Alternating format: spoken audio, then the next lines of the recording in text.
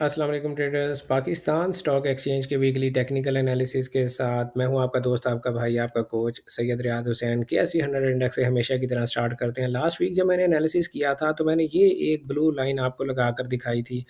मैंने अर्ज़ किया था यहाँ से प्राइस वापस ऊपर जाएगी 156,327 पॉइंट पर, और यहाँ से यही वो पॉइंट है जहाँ से हम प्राइस को वापस सेल होते हुए देखेंगे। तो अभी भी मेरी यही ओपिनियन है। मैं KSE 100 इंडेक्स में बिल्कुल भी बुलिश फ़िलहाल नहीं हूँ, लेकिन अगर प्राइस थोड़ा सा ऊपर जाने की हिम्मत कर ही लेती है तो 157,496 से लेके 168,062 पॉइंट्स, ये सारे का सारा शदीद तरीन सेल जोन है।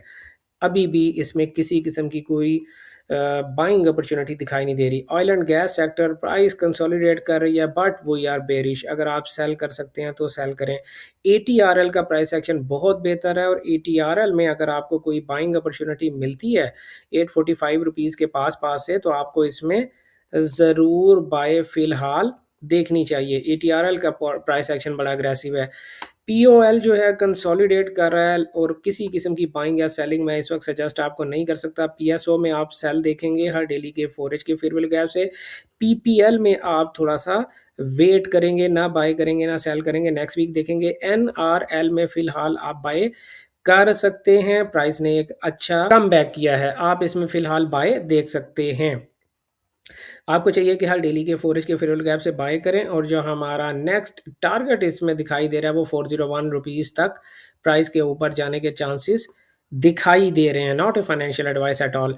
PRL ने भी काफ़ी हद तक रिकवर किया, और मैंने इस पे ये लाइन पता नहीं क्यों लगा के दिखाई थी। अच्छा, PRL की मैं अगर बात करूं तो प्राइस का जो टारगेट नंबर 1 है वो 33.25 है। उसके बाद प्राइस जो है वो 34.20 तक जाती दिखाई दे रही है। यानी आपको अब इसमें बुलिश ही रहना है। आपने प्राइस को इजाज़त देनी है कि वो 31 रुपीज़ से ज़्यादा नीचे ना गिरे, ज़्यादा से ज़्यादा 31 रुपीज़ तक आए, और आपने इसको बाय देखना है। हर डेली के फोरेज के फेयरवेल गैप से इसको बाय देखेंगे। हब पावर कंपनी आपके सामने कंसोलिडेट कर रही है, ना बाय करें ना सेल करें।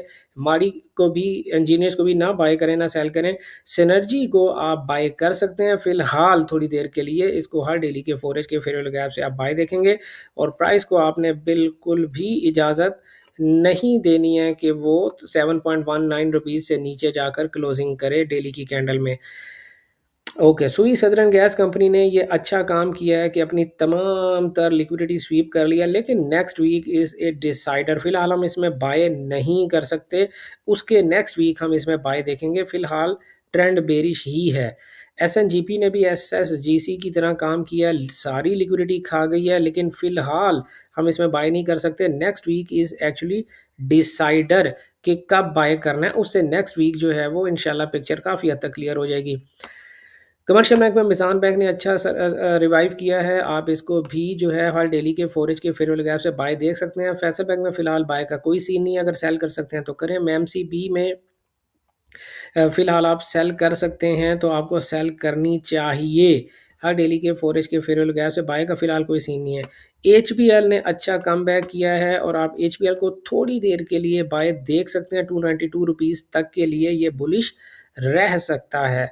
हर डेली के फोरेज के फेयरवेल गैप से इसकी बाय देखेंगे आप। BIPL जो है वो स्ट्रांगली बेरिश है, अभी भी कोई बाय सेंटीमेंट फिलहाल उसमें दिखाई नहीं दे रहा। UBL भी जो है वो स्ट्रांगली बेरिश है, कोई बाय सेंटीमेंट दिखाई नहीं दे रहा। अगर आप सेल कर सकते हैं तो हर डेली के फोरेज के फेयरवेल गैप से सेल करें। सीमेंट सेक्टर में PIOC, Kohat cement, DG Khan cement, lucky cement, maple leaf cement और चिराट सीमेंट, इन सब में शदीद तरीन फ़िलहाल मंदी है। अगर आप हर डेली के फोरेज के फेयरवेल गैप से सेल कर सकते हैं तो करें। सब शदीद तरीन फ़िलहाल मंदी का शिकार हैं। टेक्नोलॉजी कम्युनिकेशन में नेट सोल की अगर मैं बात करूं, एवीएन की और सिस्टम्स लिमिटेड की, TRG, अच्छा जी, नेट सोल और एवीएन और सिस्टम्स लिमिटेड, ये तीनों जो है वो थोड़ी देर के लिए सेल रहने के चांसेस हैं। आप इनमें नेक्स्ट वीक छोटी मोटी सेल ले सकते हैं। TRG बाय फिलहाल ना करें। बाय अगर आपको देखनी ही है तो सिर्फ TRG में देख सकते हैं, वो भी इस बाय जोन में। अगर आपको कोई बाइंग अपॉर्चुनिटी मिलती है 126.43 से लेकर 132.65 रुपीज़ के दरमियान, तो TRG को आप बाय करेंगे। एवीएन और नेट सोल को आप सेल देखेंगे। सिस्टम्स लिमिटेड को सॉरी बाय करेंगे। टीआरजी की अगर मैं बात करूँ तो टीआरजी को भी बाय करेंगे हर डेली के 4 एज के फेयरवेल गैप से आप थोड़ी देर के लिए बाय देखें। एयरलिंक को हर डेली के 4 एज के फेयरवेल गैप से आप सेल देखेंगे। फूड एंड पर्सनल केयर में यूनिटी फूड एंड एफएफएल दोनों को आप सेल देखेंगे। अगर आप सेल कर सकते हैं तो ज़रूर करें। फर्टिलाइज़र सेक्टर में एफएफसी, एंग्रो फर्टिलाइज़र और फातिमा फर्टिलाइज़र अगर आप सेल कर सकते हैं तीनों को हर डेली के 4 एज के फेयरवेल गैप से सेल करेंगे। ऑटोमोबाइल सेक्टर में एज कार ने ये अच्छा काम किया, तमाम तर लिक्विडिटी स्वीप कर ली लोगों के अकाउंट्स को, जो उसने लिक्विडेट करना था कर दिया। अब नेक्स्ट वीक एक्चुअली डिसाइडर है, अगर नेक्स्ट वीक ने बाय बना दी तो उससे अगले वीक हम बाय करेंगे। फिलहाल नेक्स्ट वीक हम कोई ट्रेड नहीं करेंगे। गंधारा ऑटोमोबाइल्स, दीवान फारूक, SSZEW, मिलर ट्रैक्टर और हिनोपाक सबको आप फिलहाल सेल ही देखेंगे। अगर आप सेल कर सकते हैं तो इन सब में नेक्स्ट वीक सेल देखेंगे। केमिकल, ग्रास एंड सिरेमिक्स में GGL और GGGL मार्केट थोड़ा सा रिकवर करने की कोशिश कर रही है, बट फिलहाल बेरिश ही है। नेक्स्ट वीक जो है वो डिसाइडर, अगर आप चाहें तो नेक्स्ट वीक इन दोनों में ट्रेड ना करें। इसी तरह फार्मास्यूटिकल सेक्टर में सिटी फार्मास्यूटिकल एंड सर इन दोनों में भी अगर आप चाहें तो नेक्स्ट वीक सिर्फ इंतज़ार कर लें, उससे नेक्स्ट वीक जो है हम ट्रेड करेंगे। Next week is actually decider के प्राइस वापस जा रही है या कंटिन्यू करेगी, तो उससे नेक्स्ट वीक जो है हमारे लिए अच्छा ट्रेडिंग वीक हो सकता है। स्टील सेक्टर में मुगल स्टील, CSAP, INIL और इत्तेफाक सबको अगर आप सेल कर सकते हैं तो हर डेली के 4 एज के फेयरवेल गैप से सेल करेंगे। DCR मैंने आपसे कहा था कि मैं DCR में सेलर नहीं हूँ। DCR का प्रोजेक्ट मेरे मतलब मैं इसको थोड़ा अच्छा प्रोजेक्ट समझता हूँ, मैं इसमें सेलर नहीं हूँ अभी भी। कब तक आप इसको कंसिडर कर सकते हैं कि ये आपको तंग करेगी प्राइस ऊपर जाने में, जब तक कि प्राइस 37.33 रुपीज़ से ऊपर वीकली कैंडल क्लोज नहीं करती तब तक ये प्राइस आपके साथ इस तरह से तंग आपको कर सकती है। लेकिन ये जो प्राइस ने तमाम लिक्विडिटी बॉटम से स्वीप कर ली ना, तो अब मैं ये अज्यूम कर रहा हूँ कि प्राइस जो है वो हर डेली के 4 एज के फेयरवेल गैप से बाय करेंगे तो बेहतर रहेगा। Not a financial advice at all. अगर आप इसी तरह की टेक्निकल एनालिसिस मुझसे देखना चाहते हैं तो इस वीडियो की डिस्क्रिप्शन में हमारे व्हाट्सएप चैनल का लिंक मौजूद है, आप उसको जाके ज्वाइन कर लें। अपना स्टॉक मुझे बताएं, मैं आपके स्टॉक को एनालाइज करके आपको डेली बेसिस पे बता दिया करूँगा बिल्कुल फ्री में।